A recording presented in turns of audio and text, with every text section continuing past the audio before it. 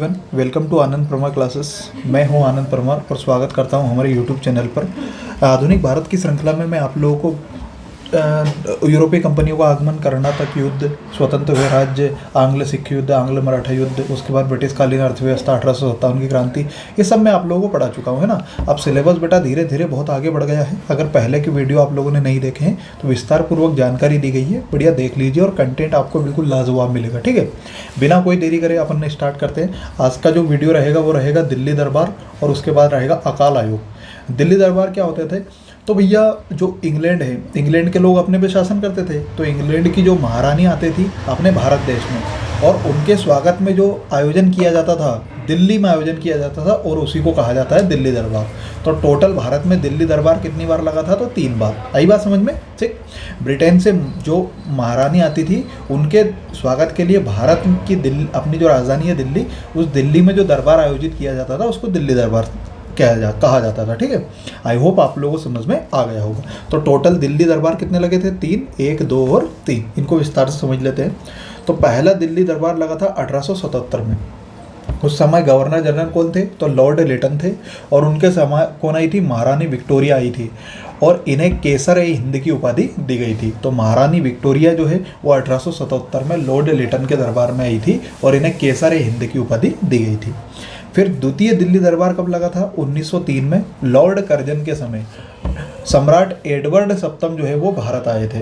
Lord Curzon वही व्यक्ति है जो बंगाल विभाजन करेगा, मैं आप लोगों को आगे पढ़ाऊंगा। ठीक है, तो द्वितीय दिल्ली दरबार लगा था 1905 में लॉर्ड कर्जन के समय। सम्राट एडवर्ड सप्तम जो है वो भारत आए थे। ठीक, क्लियर की बात? चल, तृतीय दिल्ली दरबार लगा था 1911 में। 1911 में जो गवर्नर जनरल थे वो थे लॉर्ड हॉर्डिंग द्वितीय, मतलब वायसराय के समय। जॉर्ज पंचम जो है वो भारत आए थे और इन्होंने बंगाल विभाजन को रद्द किया था कि बंगाल विभाजन जो है वो खत्म होगा। सही बात समझे? द्वितीय दिल्ली दरबार में जो है वो बंगाल विभाजन का प्रस्ताव जारी किया गया था, परंतु तृतीय दिल्ली दरबार में मना कर दिया गया था तथा राजधानी कोलकाता से दिल्ली स्थानांतरित करने की घोषणा की गई। ठीक, ये आप लोगों का 69वां संविधान संशोधन है जो राष्ट्रीय राजधानी कोलकाता से दिल्ली स्थानांतरित कर दी जाएगी। ठीक है, तो टोटल 3 दिल्ली दरबार है। सबसे पहला 1877, दूसरा 1903 और तीसरा 1911। 1877 में लॉर्ड लिटन के समय महारानी विक्टोरिया आई थी जिन्हें केसर-ए-हिंद की उपाधि दी गई थी। दूसरा हुआ था 1903 में एडवर्ड सप्तम भारत आए थे लॉर्ड कर्जन के समय।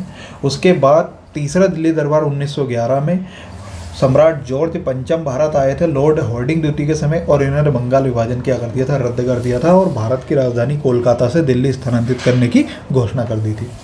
अब 2 अकाल आयोग भी लगे थे। अकाल मतलब जब सूखा पड़ जाता है, भारत में वर्षा नहीं होती है तो उसको अकाल कहते हैं। ठीक है, तो 2 अकाल आयोग, माफ़ कीजिएगा 4 अकाल आयोग थे। ठीक, तो सबसे पहला लगा था 1869 में कैंपबेल के समय।